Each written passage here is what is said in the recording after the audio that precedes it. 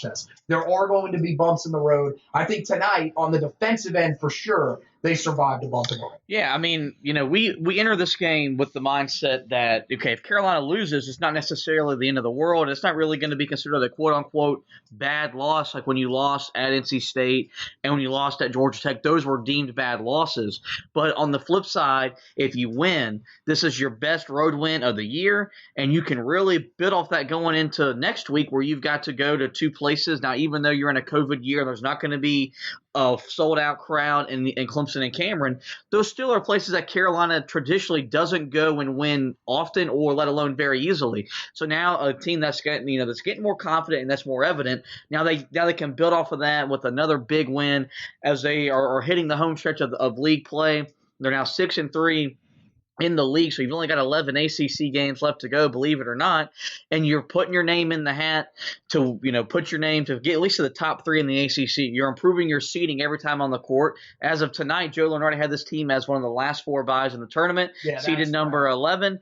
Tonight, your resume is going to improve, and you're going to start working your way up the bubble with wins like this when you're starting to play like this. And I think that's the thing, and I know I was guilty after the losses early in conference play about this team progressing and becoming a good team. They can be really, really good. And I think you're starting to see that. You saw it in the second half of Wake Forest. You saw it for almost 40 minutes on Saturday against NC State.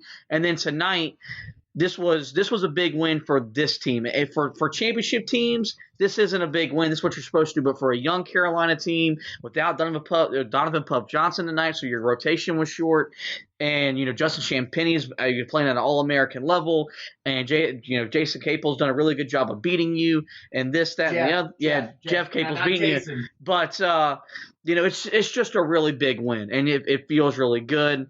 Well, and in this year's ACC, I think almost any win that you get is big because you just don't know what that team's going to look like at the end of the year. Look at the differences in teams like NC State and Clemson, and now we're even the game that's on the television now as we're recording this, Georgia Tech, teams that started out conference play great, and now sort of coming back to the pack a little bit. And you're seeing, some of these other teams that, haven't had great starts to conference play start to get themselves together. Teams like Syracuse, they could be a threat to potentially make the NCAA tournament. You never really know what Duke's going to be able to do either because they're kind of like the reverse of Carolina. They have their tougher part of their schedule for the most part in the first half of their schedule. The second half, much more winnable. So that's the thing. These wins can end up becoming bigger wins later on down the line. So it feels like this year more than any year, no matter who it is, whenever you get a win in the ACC, it's really big, and I think that's the case for Carolina. I mean, right now, I don't see how they were in the last 4 buys heading in, anyways. But I mean, where do you think they're at? Probably I would say if I was putting them in a bracket, I would say 7 to 8 seed would probably be around where I would have them. Yeah, I mean, that's where, safe. Yeah, right now they're probably an 8 seed. They're going to wind up at the rate they're winning and progressing. They're probably going to wind up at the best of 4, at the worst probably a 6. And I don't mind that. I think that's probably about where this team is. And I think that's right. Exactly. And they're starting to look like a team that nobody's going to want to play when they get to March, which is the typical, saying around Carolina under Roy Williams is that they get better from week to week, game to game, and month to month. And this team, they were doing it, and now you've just really seen it starting to, really show up as they've won 6 out of 7, and they're really looking like a team that we thought they could have been when the preseason. And then we left Maui feeling encouraged about this team. Now we're back to the point where we feel like this team can go and play with anybody just about anywhere. We even left Iowa feel right, exactly. So. It's been an up and down year, but that was kind of expected with COVID. That was expected with the youth of this team. But you're sitting here right now. You've won 6 out of 7. You're in the top half of the league in terms of the overall standings. You've already matched your win total from last year in ACC play. You're feeling pretty good about yourself. I really hate that they have a whole week off where they get to play again. There may be a chance that the ACC may move their game against Syracuse that's supposed to be in March to this weekend.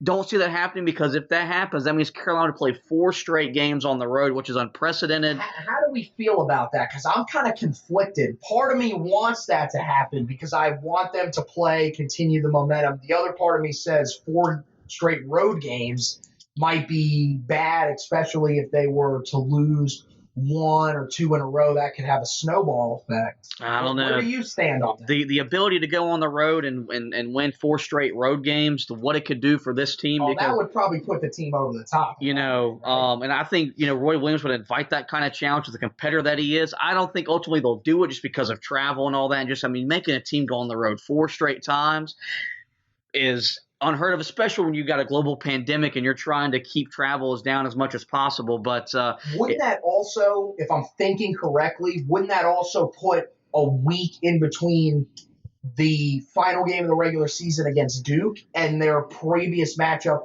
against Virginia Tech, maybe? Yeah.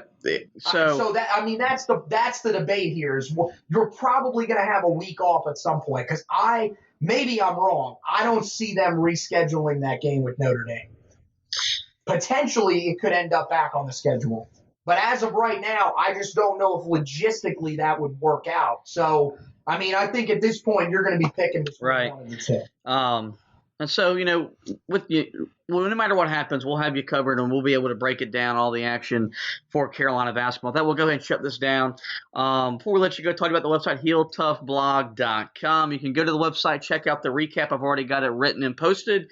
Figure out what I took away from tonight's 75-65 win, and any other basketball news. I wrote up about Caleb Love winning ACC Freshman of the Week, Donovan Pub-Johnson, an update on his injury status. And with the week layoff, this gives me a chance to write some more opinionated articles, and you can find those all on the website, HeelToughBlog.com. We'll also got you covered on any football news that'll come out of Carolina football as well. And last, we encourage you guys to rate, review, and subscribe to the podcast.